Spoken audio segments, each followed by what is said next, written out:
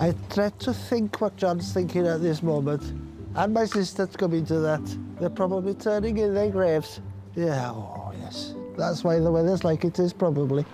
In Anglesey, Philip Owen and his wife Keris are saying farewell to two family heirlooms.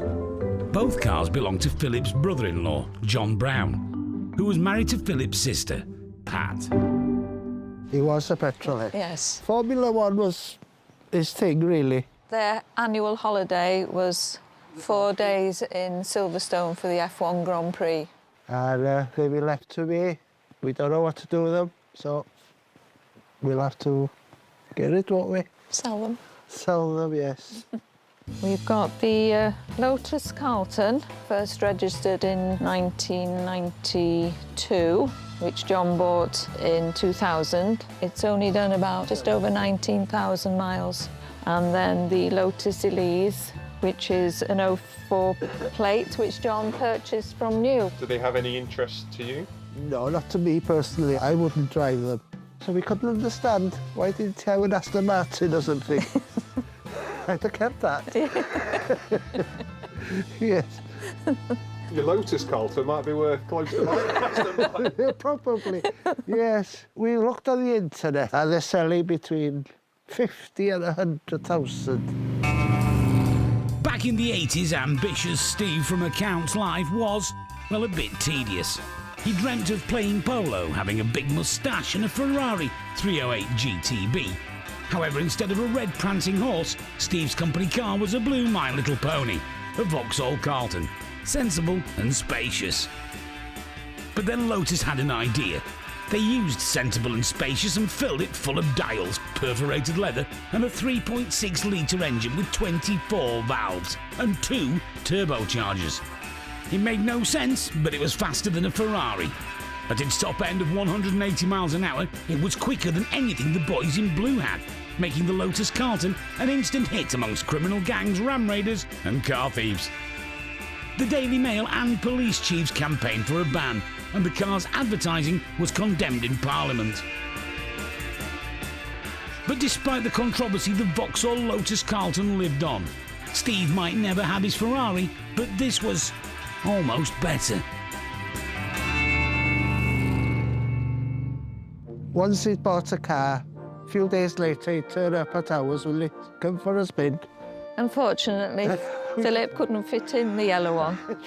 So I had to go. I didn't want to go. Had a spin round, and then I couldn't get out of it. Philip couldn't get in, you couldn't get out. No. They're not practical cars, even though I'm sure the grandchildren would love to go in them.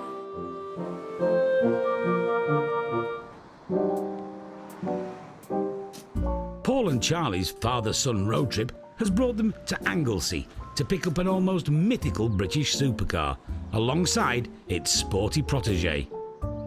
Hi. How are you? Hi, Philip. Hi, Hello, I'm Philip. Paris. A couple of Lotuses then, have we? Yep. With soft tyres. Have they both been stood 10 years? Yep. Right, well, 10 years, we shan't be trying to start them. They're on trickle feed. All right, OK. Yeah, well, obviously this one will be out first, and then the big one, yeah. Right, Charlie. I'd never be surprised if it started. Whoa. Steady away. Woohoo! First time?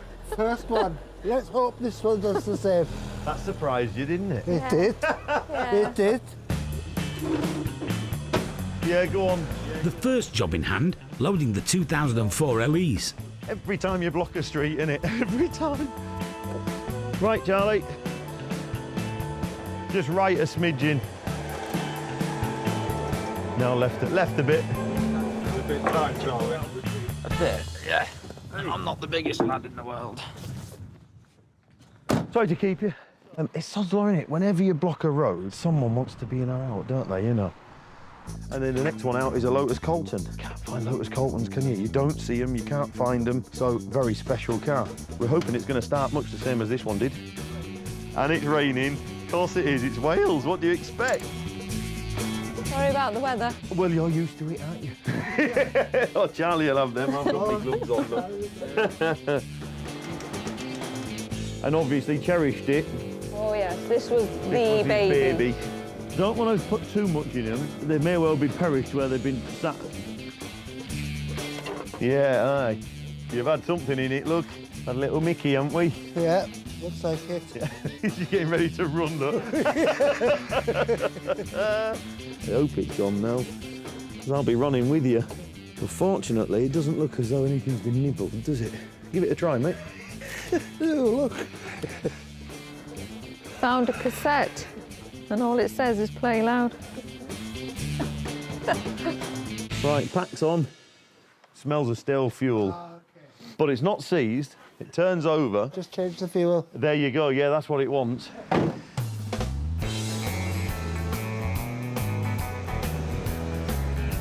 She's actually quite free. Yeah, remarkably free. Keep going, you're right.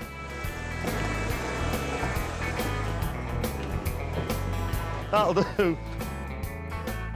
Oh, if you had one of these, you'd made it, hadn't you? These would have come out in competition, I suppose, with the Sierra, wouldn't they? You see them all sorts, don't you? Somewhere between 60 and 100, don't you? Depending on what they are. I wouldn't be surprised to see it do 75, 80 grand. Oh, I'd much rather one of them than a Ford. Every day. Ballpark. What did Dad say? What did you say? I haven't yet, because I haven't been watching them. Just put them on your phone and see what the last ones have done. Well, they've all done 20 plus. So I'm going to say 20k plus. Yeah, I thought it would do sort of, yeah, mid to late teens. I think the Elise on the top is a real genuine example. I think the fact that it started up first turn of the key in there after 10 years kind of says it all, really. The presence of it is bonny, and that's what people like. This was more of a family, older man's car, but with the Lotus twist on it, which obviously made it so much rarer, and everybody wanted one. But with it being Vauxhall, I don't think it took off as much as the Ford, which is probably why there isn't so many of them now. And 6-speed box, they're just brilliant. I think it will cause a lot of interest. It'll be quite exciting to see what it does, really, won't it? Thank you. Cheers, Charlie. Bye.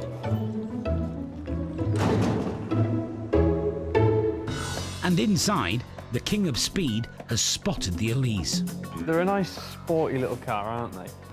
If money was no object, it'd be nice to have one in the collection just to say you've got one, and it's a real fun, sporty driving car, what you might use once in a blue moon.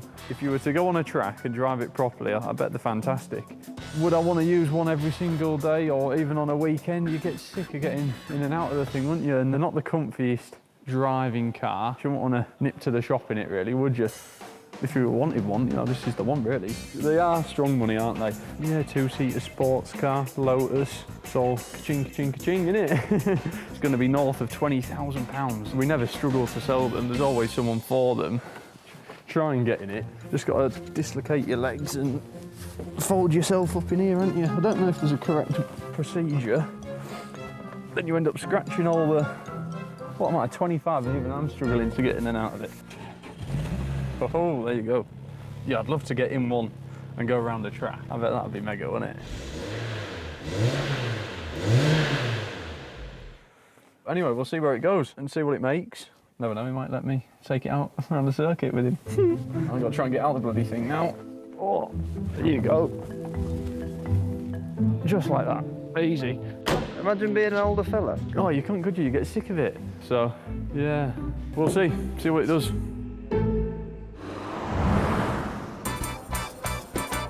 Meanwhile, Jack's older fella is eyeing up the luxurious Vauxhall Lotus Carlton Turbo. I was that close to buying one about 10, 15 years ago. They were quite cheap 10 or 15 years ago in comparison to where they are now. So 20-ish grand got you one, but now it's worth 4 times more. So, yeah, what a machine though.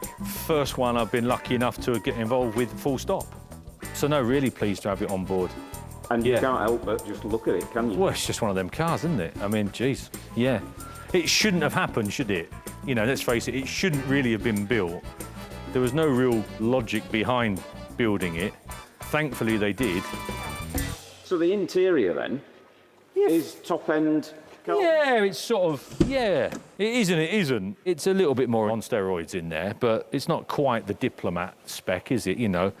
19,000 miles or something, isn't it? It's a lot of stone chips on the front for 19,000 miles, though. Some of these will come off. To be fair, this wants a polish around the front. I must stress, this is straight out of 10 years' worth of storage. Didn't run. We've got it now running. We're not doing any more than that with it because, let's face it, it wants recommissioning properly, not just a jump pack and a bit of fuel. It wants doing sympathetically and properly. Obviously, there's a right and the wrong way. But at least we've proven that it does actually run and everything works and those pistons are going up and down in there. You probably could think that could be 19,000 miles. It's dirty and dusty. It has still got that yellow tinge to the aluminium and so forth. They are such an iconic car. They are a bedroom wall poster type car, aren't they? And the movement has changed tremendously in the last year and a bit. Ironically, this car would have made a lot more money 2-3 years ago, so they have dropped in value. So yeah, the family I think are hoping for around the 80k mark. Personally, now the car's here and I can see what we're dealing with, I think it's a 65,000 pound car. I think we've got our work cut out, I'll be honest, but I'm still very pleased it's here. It's a lovely thing.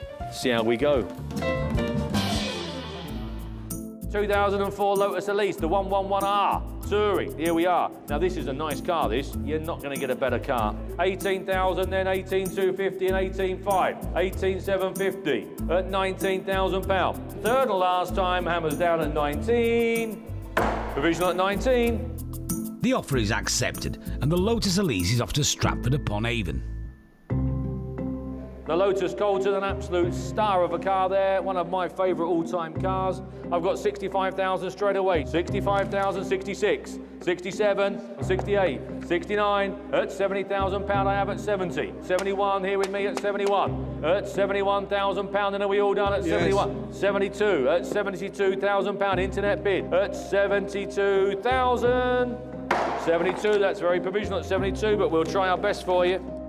A little lower than the family wanted, but higher than Dave's prediction. So the 72,000 is accepted.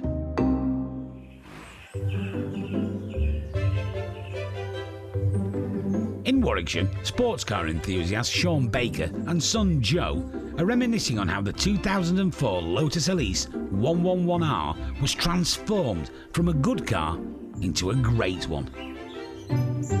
I've got a friend of mine that runs a paint shop, and I spent then a couple of weeks with him to strip it down and respray. It wasn't a full bare metal respray, but the front end and the back end got quite a lot of attention with the fiberglass work that they did on it, didn't it? Yeah.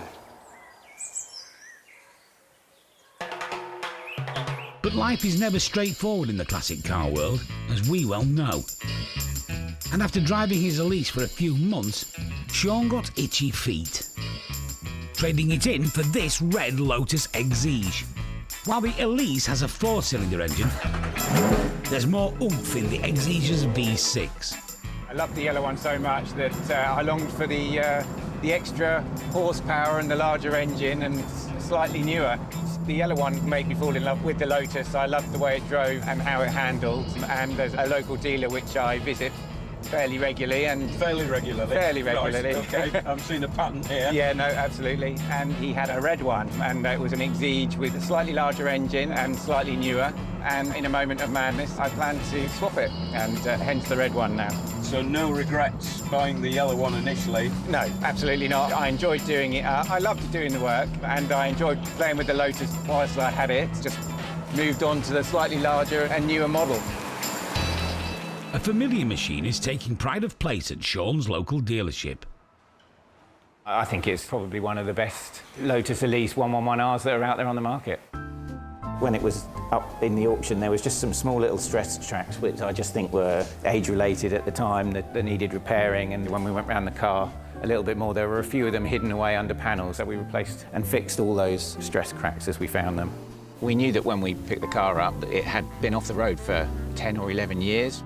So on both sides, we sprayed all the wings, probably pretty much from the door back, and replaced the stone guards. This area was repainted, down here was repainted, changed the colour of the wheels, obviously all round. And on the rear here, there wasn't too much to do on the actual back of the car here, but the top section, not the bonnet, but the top section here was all repainted as well, so all the way around the car there. Whilst I might have been expecting £500 to £1,000 on paint, we probably spent nearer £4. There was mechanically nothing really wrong with it. It was just recommissioning, changing the fuel, changing the oil, and it drove amazingly once it was all done. Yeah, I'm just wondering how much space I've got at home and whether I can get it back in. Surely not. Yeah. With a Lotus addiction clearly coursing through his veins, for now, it's a car to be enjoyed. Until a blue one comes along. The driving pleasure is quite a raw experience, as you're probably seeing now. There's no frills in here. The seats are fairly firm and the ride's fairly firm, but it's a great driving experience. I've got the two boys and they love joining in and coming with me. Plan to keep this a while. Unless you happen to be driving past the garage again. Unless I happen to be passing through the garage again.